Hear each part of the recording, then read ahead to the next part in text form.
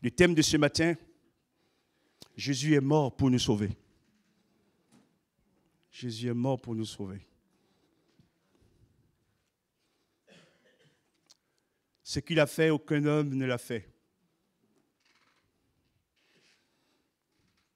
Parce que généralement, lorsqu'on est petit et qu'on grimpe dans l'échelon,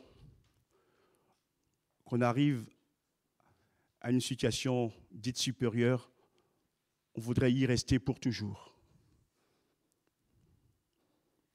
Et ce que j'aimerais vous dire ce matin en introduction de ce message, c'est que de tout temps, Jésus est Dieu. Il n'a ni commencement, ni fin. Il est l'Éternel. Son royaume est pur. Son royaume est spirituel. Dans son royaume, n'y règne pas le péché ni le mal. Il avait tout pour lui, revêtu de lumière et de splendeur. Mais quand il a plongé son regard sur ce monde des hommes que nous sommes, avec nos péchés, nos problèmes, nos souffrances,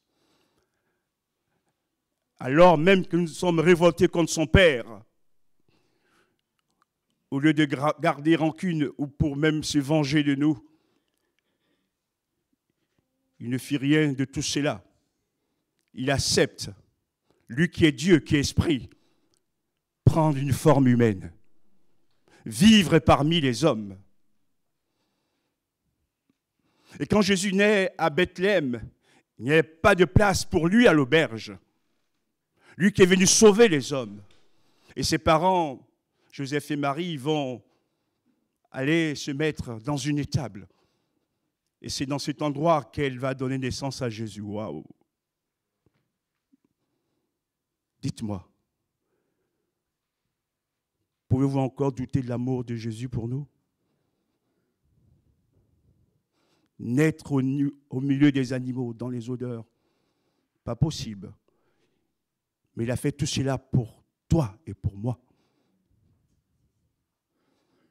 Il a accepté, de grand qu'il était, de devenir petit, pour que toi, tu grandisses. Des riches qu'il était, il a accepté d'être pauvre, pour que tu sois riche.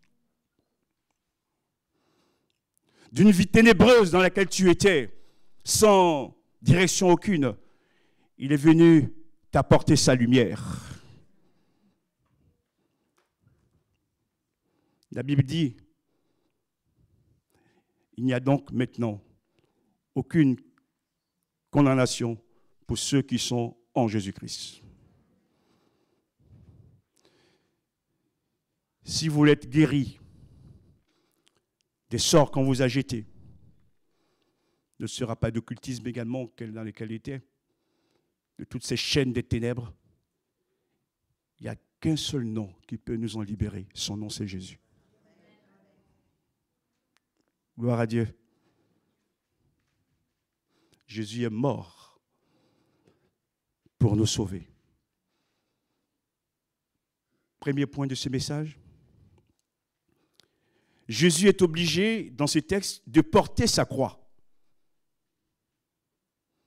On l'a obligé à porter sa croix.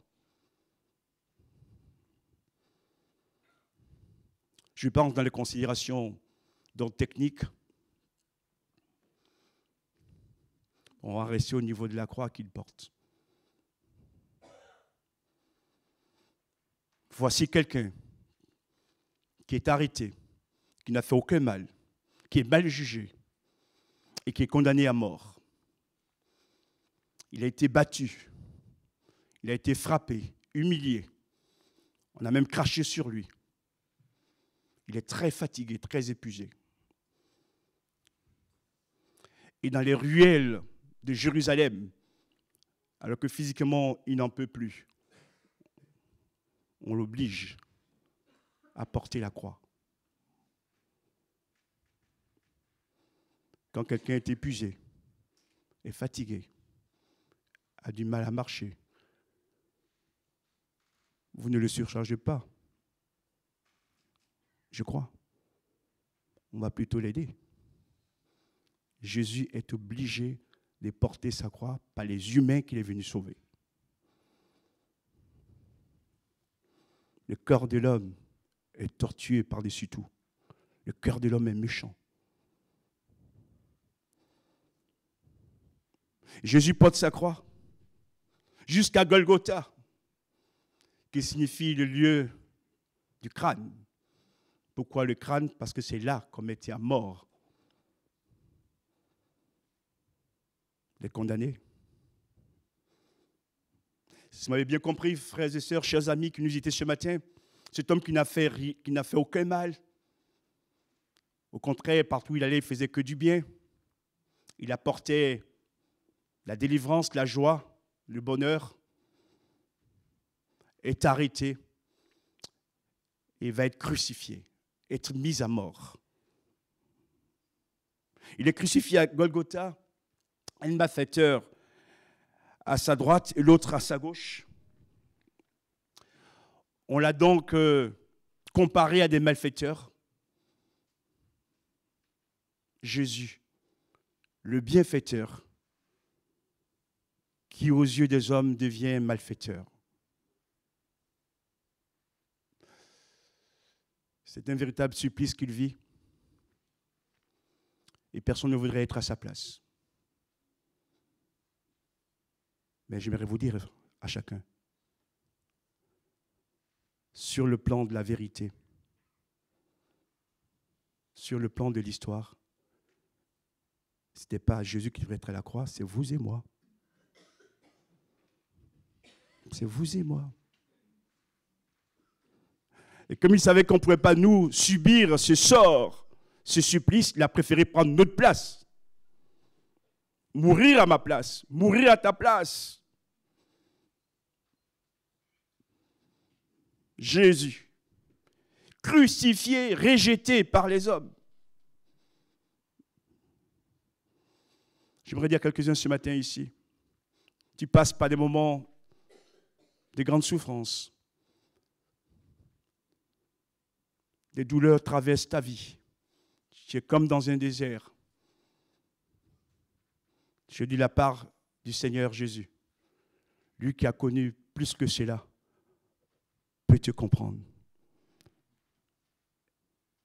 et t'accorder sa victoire. Gloire à Dieu. Que les douleurs cessent. Que les larmes soient séchées. Que le désert s'échange en source d'eau vive. Alléluia.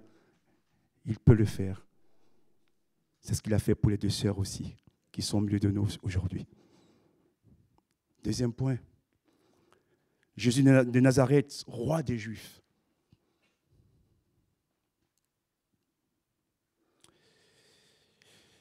C'est ce qui donne à latin ineri et en grec ichtus. Vous connaissez le ichtus, les chrétiens? Le petit poisson. Ça signifie Jésus de Nazareth, roi des Juifs.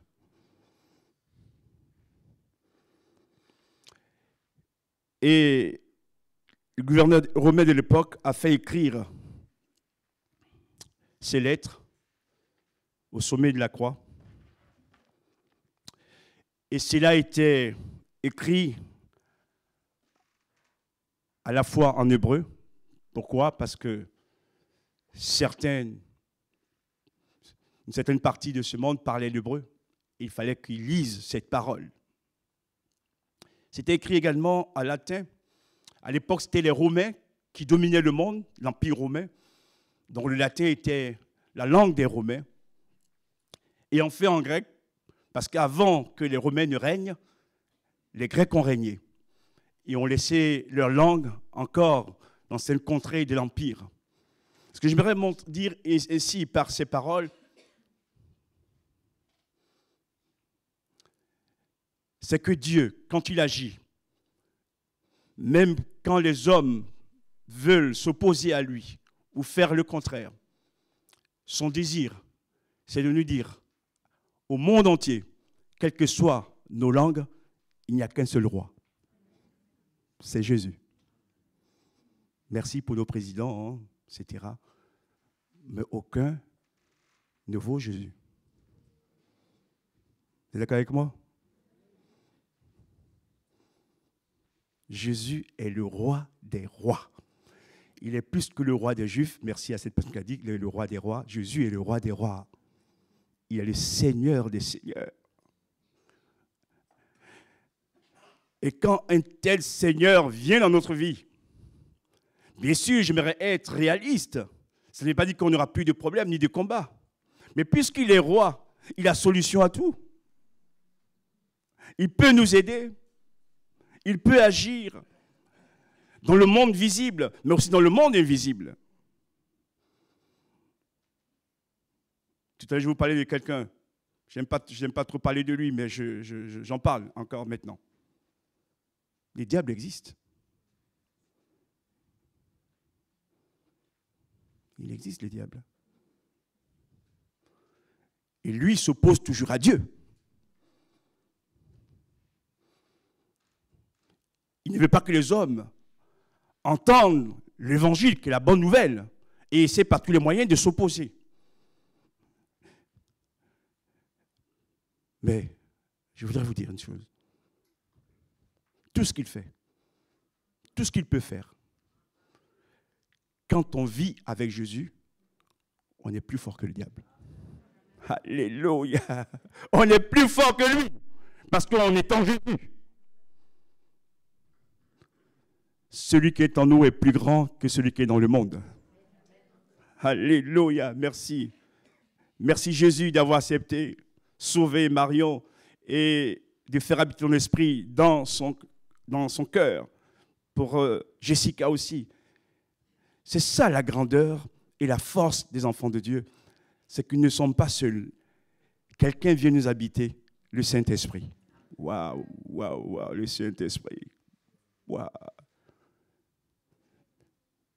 N'allez pas le demander à Carrefour ni à Auchan.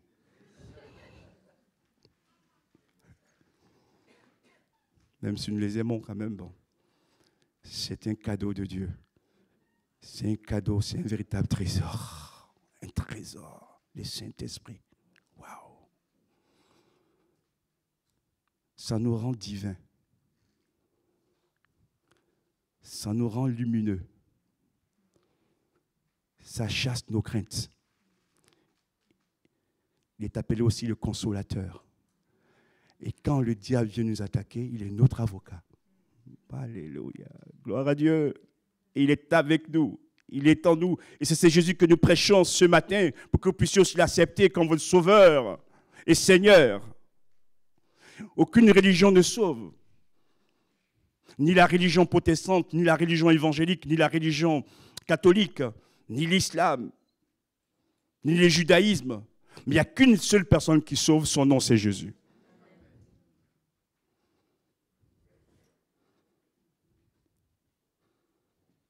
Troisième point, je termine. Jésus dépouillé par les soldats.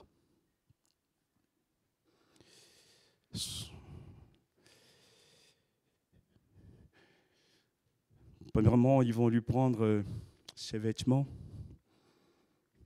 qu'ils partagèrent en 4. À l'heure de charge, je dirais que selon la coutume, les soldats qui s'occupaient donc de la crucifixion pouvaient partager les vêtements des suppliciés. Mais quand même,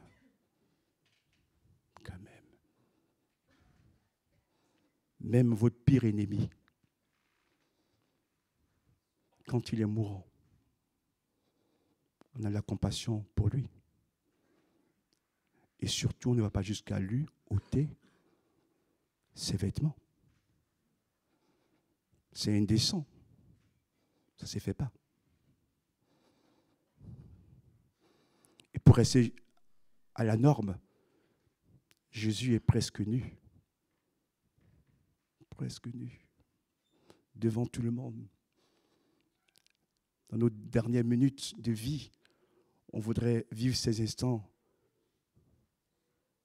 dans l'intimité avec les nôtres, par un public. On se partage ses vêtements. Oh Seigneur Jésus. Et pourtant, c'est pour nous qu'il est venu, pour nous sauver de la mort éternelle. Il avait aussi une très belle tunique, d'une seule couture. Et là, ils ont eu un peu de sens. On ne va pas déchirer la tunique, ça serait dommage, elle est tellement belle. On va tirer au sort. Waouh. L'homme qui s'enfonce sans cesse quand il s'éloigne de Dieu. Ils vont tirer au sort et l'un d'eux va gagner la tunique. Jésus est totalement dépouillé.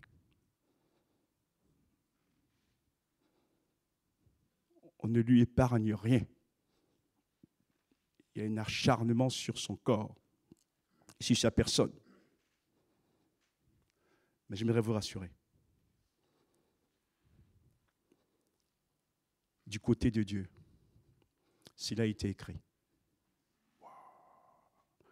Là où l'homme croyait maîtriser les choses, dominer, non, c'est Dieu qui est encore en train d'agir pour sauver l'humanité. Et là, pour comprendre cela, il faut avoir une révélation. Le châtiment qui nous la paix est tombé sur lui, sur Jésus. Et c'est par ces maîtrises que nous sommes guéris. Il n'avait aucun éclat pour nous plaire, aucune beauté, considéré comme puni par Dieu, mais il était frappé pour nos iniquités. Et c'est lui qui a intercédé pour les coupables, pour nous sauver. Jésus, Jésus, ce matin, touche les cœurs. Je prie que tous ceux qui sont ici, Seigneur, ta lumière nous visite. Et ta personne se révèle à nos cœurs pour que nous puissions t'accepter. Car un jour, nous quitterons cette terre. Et nous voulons arriver là-haut en disant, je suis du bon côté. Que Dieu soit béni.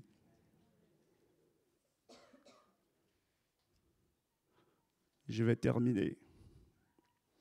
Et à un moment donné, il s'écrie, j'ai soif, j'ai soif. Jésus a soif. Jésus qui est l'eau vive a soif. Comment peut-on comprendre ces réalités? Et l'Esprit m'a révélé cette vérité pendant que je préparais ces messages cette semaine.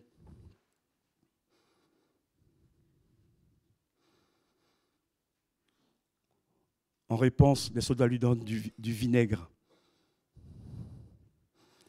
Ils vont prendre des lysopes trempés dans ce vinaigre pour effleurer ses lèvres.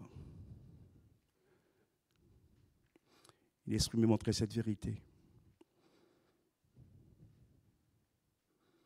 Celui qui a changé l'eau en vin aux noces de Cana, au chapitre 2 de l'évangile de Jean, celui qui a changé l'eau en vin aux noces de Cana reçoit en retour comme boisson du vinaigre. Wow.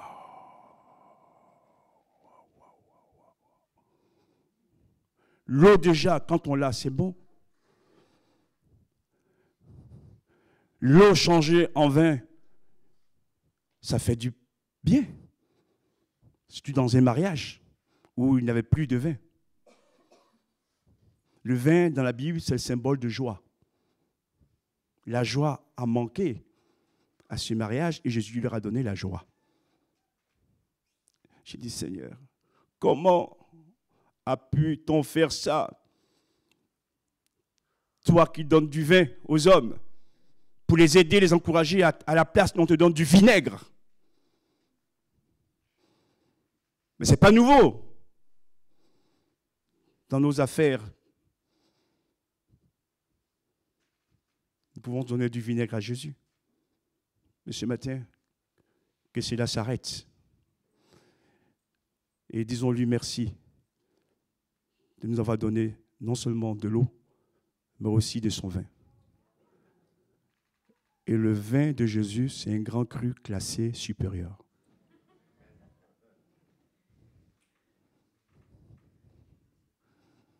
Même le bordelais à côté, c'est rien du tout.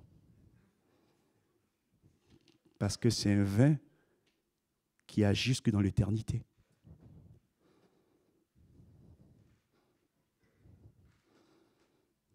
Je termine.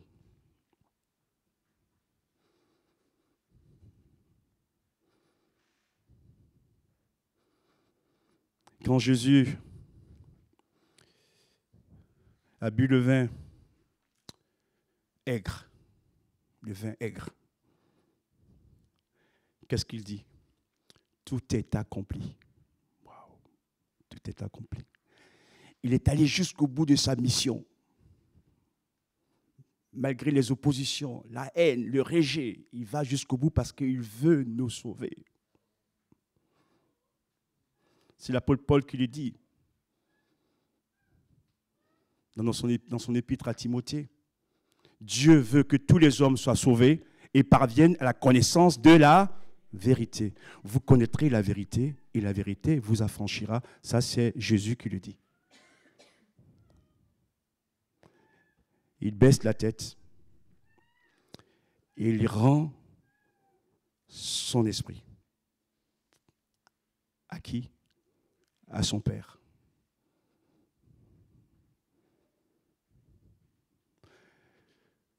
Écoutez bien.